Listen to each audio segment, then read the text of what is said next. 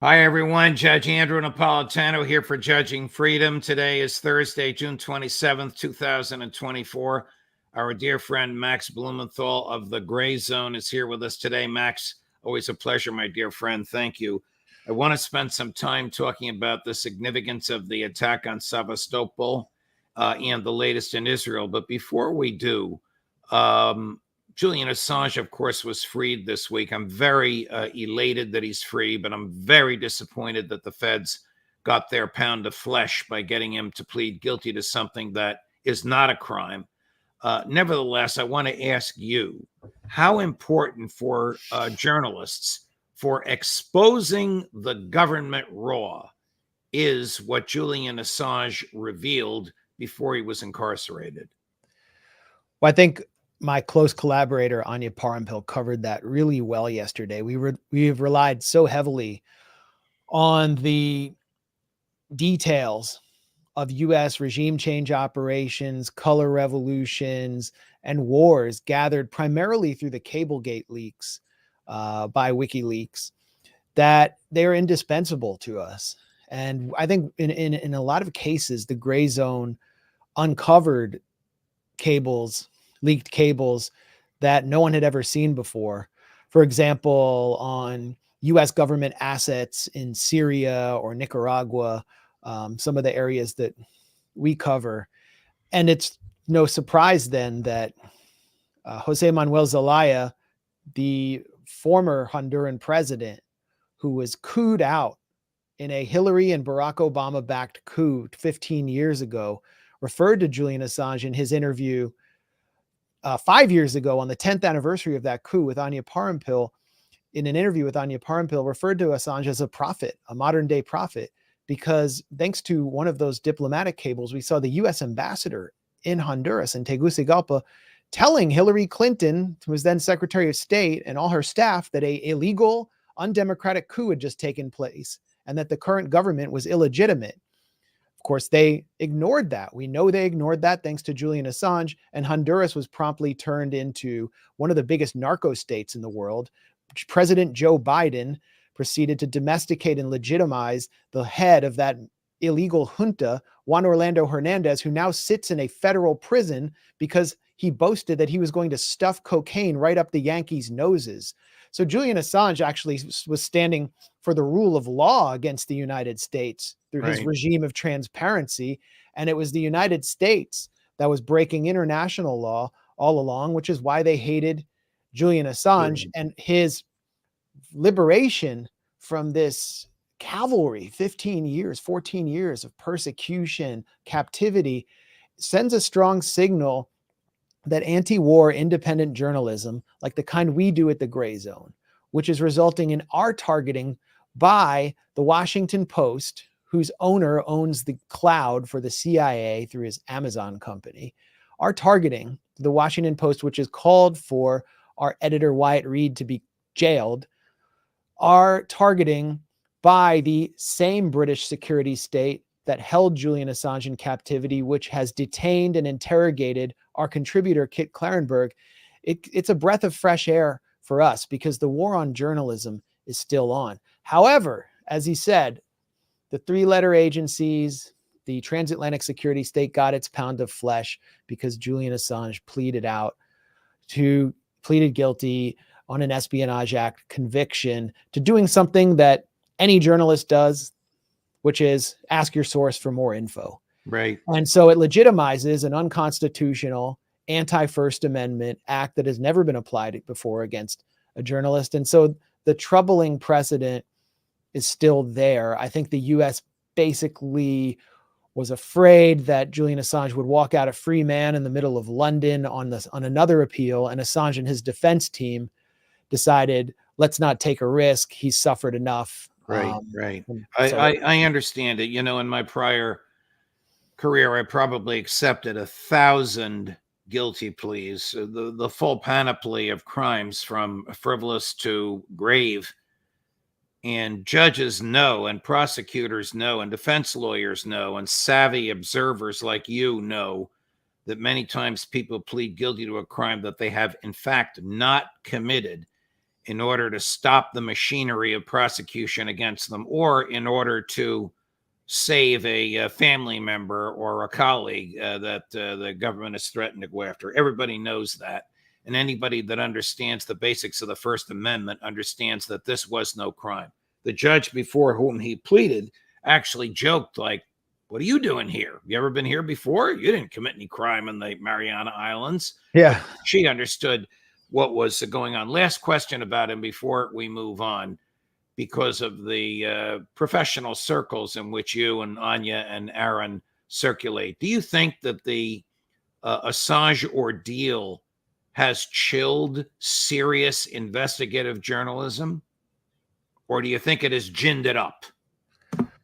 Well, for me personally, it galvanized my work and educated. The persecution of Assange taught me as much about the CIA as the work that Assange did when he was actively directing WikiLeaks. And the whole point of holding him, bundling him up and holding him in captivity was to neutralize WikiLeaks. And we saw that WikiLeaks was not the same when Julian Assange was held incommunicado. That was the point. And we'll see if they return to action in the same way as they had before. But the gray zone has aimed to follow in the footsteps of WikiLeaks. And actually, I got one of the biggest tips in my journalistic career from Julian Assange while he was in the Ecuadorian embassy in his final months there before he was arrested in a violation of international law. I was introduced to him by my friend Randy Credico, who is a real hero. He's gotten many people out of prison who were falsely convicted of drug crimes in Tulia, Texas. And then he took up the cause of Julian Assange before a lot of influential people did, when Assange was being painted as a rapist and a Russian asset. And he helped galvanize my interest. I got introduced to Julian Assange just virtually, never met him. And he told me that there were these Spanish shady reporters running around offering photographs of him, security photographs, surveillance photos that had been taken in the embassy, and to see what it was about. So I called this number of these some shady characters who were asking for hundreds of thousands of dollars for these exclusive photos. And I set up a meeting with them in Madrid. I should have gone to the meeting, but instead members of Assange's legal team went to that meeting, and they learned that there was a secret wiretapping operation taking place. And they soon uncovered the source of it, David Morales and a Spanish security company called UC Global, which had been recruited by the CIA. Right. And Sheldon Adelson, the big Trump Zionist money man, was acting as the CIA cutout so they wouldn't have their fingerprints on the operation. And they were running these security cameras at the Ecuadorian embassy in order to monitor Assange. They prevented him from getting asylum and escaping from that embassy. This is when Pompeo concocted plans to murder him. This all came out, and I broke that story through the Spanish court case when the Spanish police decided to indict this CIA contractor, David Morales, because a whistleblower came out from his company and said, this is too extreme. I didn't sign up for this. He's proposing to poison or kidnap or kill Julian Assange, and we're monitoring and he's stealing the phones of all these journalists and figures coming to meet him. We're pursuing his children, trying to filch their diapers out of garbage cans to take DNA tests, and we're doing so on behalf of the American friends, he referred to them. I got those documents exclusively through this Spanish court and through sources close to that case, and broke that story. And I think that helped expose how this case, the US case, was a complete disaster, that Julian Assange could not get a fair trial in the US because he would be executed there, or he faced the risk of execution. This is a government that threatened to kill him. Right. And, no journalist now, or the press isn't asking Pompeo about this, but they should be. Right. But because of that tip I got from Julian Assange, it all came full circle with that story I was able to report. And I'd like to think it played a role in preventing his extradition and generating this deal. I would, you may very well have helped to save his life, Max. Switching gears, is the United States at war with Russia? The U.S. is at war with Russia without directly losing American lives. So it's basically the perfect war for the U.S. right now, for the U.S. security elite, not the U.S. people. but the security elite, because there's no political repercussion. You don't have bodies coming back to Dover Air Base draped in American flags as you did during the Bush administration, which really plunged Bush's approval rating from the close to the 90s after 9/11 to the low 20s in the low point of the Iraq War. And this is incredibly dangerous because what we just saw in Sevastopol, in Crimea, was a US attack with Ukrainian hands. Now, the only thing that matters here about this attack, where ATACMS missiles led to, I think, 5 deaths, 125 injuries. The video of people being bombed on a beach in Sevastopol is horrifying. I think the most important thing here is, what does Putin think about this? Not because I think Putin is the greatest thinker in the world, although he has a very sober analysis of geopolitics vis-a-vis Russia, but what does he think of it? Because we have to know how he will respond. And before this attack, Putin at the St. Petersburg Economic Conference, in a meeting with the international press, said that the ATACMS system requires US GPS from satellites to operate. Therefore, any ATACMS attack inside Russian territory, the Russian Federation, would be de facto a US attack. And that means that he understands he is on a war footing directly with the United States. And that's, I think, what it took to hit this beach, to kill civilians. I also predicted that once the ATACMS were given and the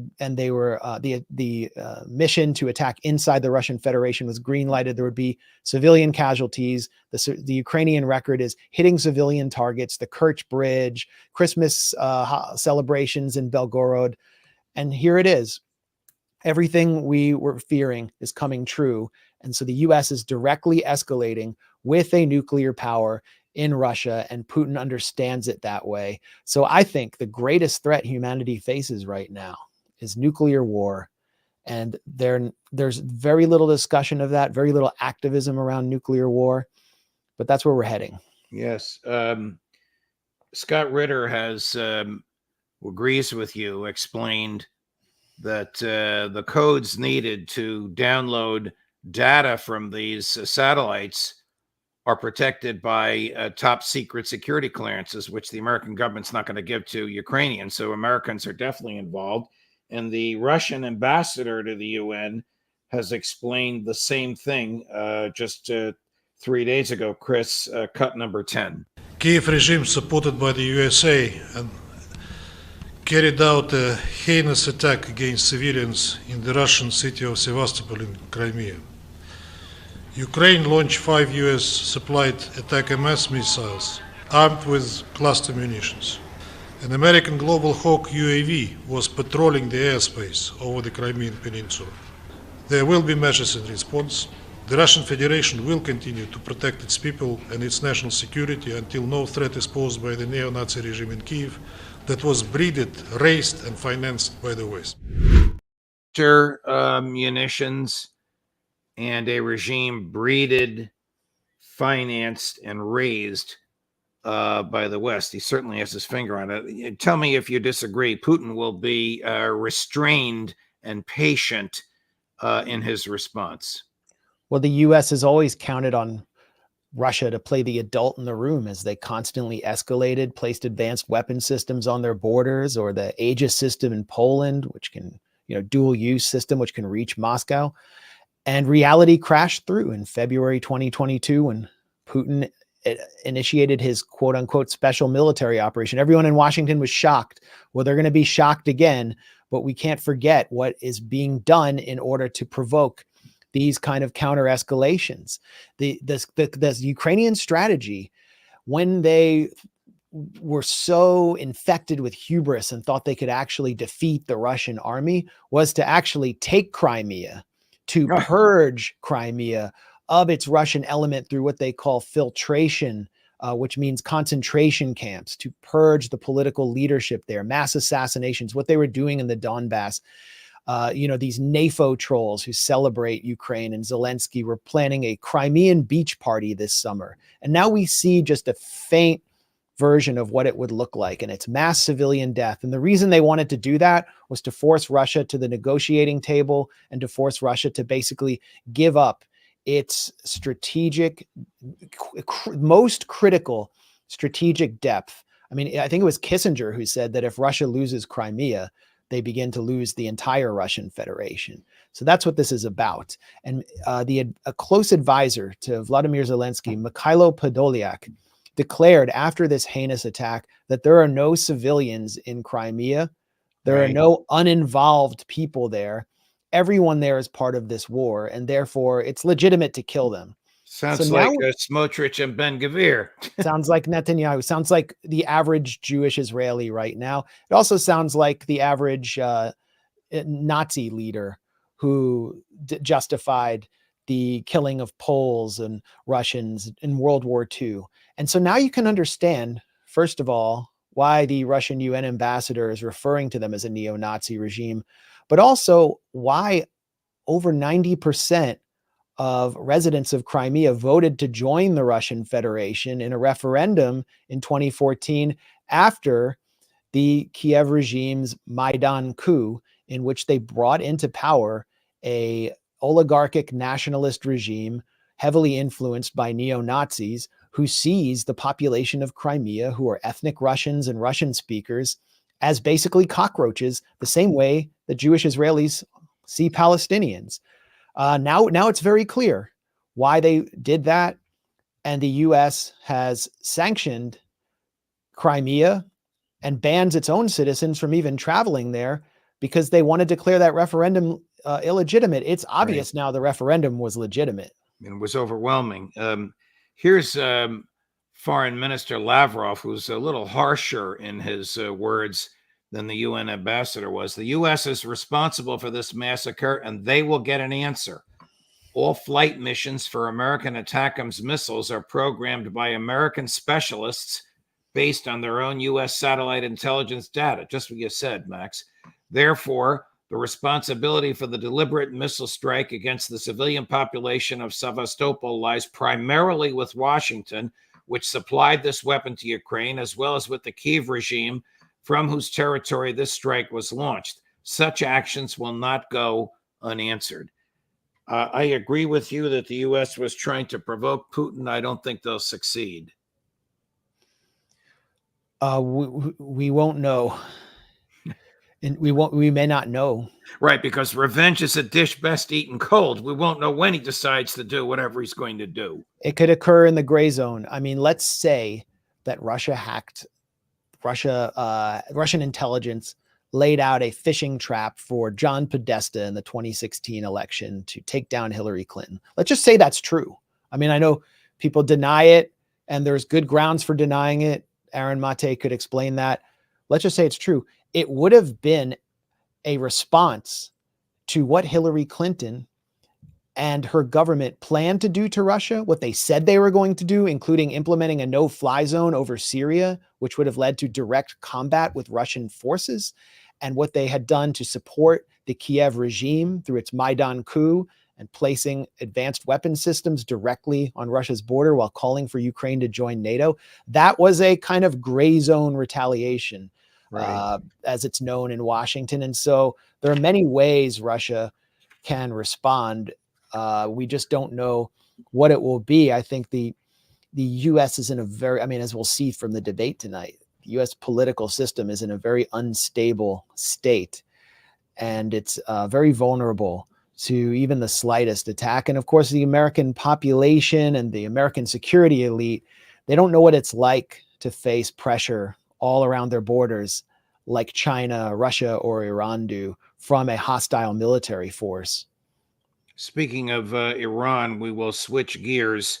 Here's the latest from Prime Minister Netanyahu. This is just 90 minutes ago. It's about 1 minute and 20 seconds long. You might have to hold your nose as you listen to it, but here he is. And Iran is fighting us on a 7-front war. Obviously Hamas, Hezbollah, Houthis, the militias in Iraq and Syria, Judea, Samaria, West Bank, Iran itself. They'd like to topple Jordan. And their goal is to have a combined ground offensive from various fronts, coupled with a combined missile bombardment. We've been given the opportunity to scuttle it, and we will. The first requirement is to cut that hand, Hamas. People who do this thing to us are not going to be there. And we'll have a long battle. I don't think it's that long, but we'll get rid of them. We also have to deter the other elements of the Iran terror axis. But we have to deal with the axis. The axis doesn't threaten only us. It threatens you. It's on the march to conquer the Middle East. Conquer the Middle East. Conquer. That means actually conquer. Conquer Saudi Arabia, conquer the Arabian Peninsula. It's just a question of time. And what's standing in their way is the small Satan, that's us, on the road to the middle-sized Satans, that's the Europeans. They're always offended when I tell them that. You're the great Satan, not them. Okay, and we have to stop them. Have you seen such paranoia before, even from him? I have. I mean, he's notoriously paranoid, and so is virtually every other Israeli leader. I mean, what Netanyahu was articulating there is the de facto Israeli security concept, which is to wage perpetual war at various levels, and they would prefer a lower intensity war against all of the allies of Iran, which is basically the axis of resistance. Anyone who resists Israel, including Sunni forces like Hamas and Palestinian Islamic Jihad, and virtually all factions in the Gaza Strip, because their constituents, the people of Gaza and the West Bank and East Jerusalem, don't want to live under occupation. So Netanyahu is predicting this victory over Hamas, a victory which the Israeli army spokesman, Colonel Daniel Hagari, has said is not possible. In other words, it's not possible to completely defeat Hamas. Netanyahu is refusing to put forward a plan for the day after his imaginary victory. And Israel continues to bombard the civilian population of the Gaza Strip, attacking places where they claimed operational holds months ago. Today, as we speak, Israel is bombarding the neighborhood of Shujaiya, east of Gaza City, where they claimed an operational hold last March. They'd just been to Jabalia camp in the north, where they claimed an operational hold in January. So I don't know how long his long war will continue to take place, but while he's predicting this victory, Netanyahu's defense secretary, who's also wanted by the International Criminal Court, Yoav Gallant, Mr. Human Animals, was in Washington. He was just at the Capitol today, trying to convince Lloyd Austin and the Pentagon to support Israel as it conducted what it calls a limited operation to push back Hezbollah north of the Litani River in southern Lebanon. And it appears that the U.S. is warning them against such an operation, and has told them, this is according to reports now filtering out in Israeli media, Right. that Israel cannot do a limited operation without triggering an all-out war with Hezbollah. Israel's state comptroller has said that it would not be possible to conduct a neat and tidy evacuation of Israel's north. The head of Israel's largest electricity company said the electricity grid is not ready. And we know that Hezbollah has advanced intelligence on virtually every sensitive site in the north, thanks to its successful drone infiltrations. So the U.S. is deeply concerned about where Israel's going.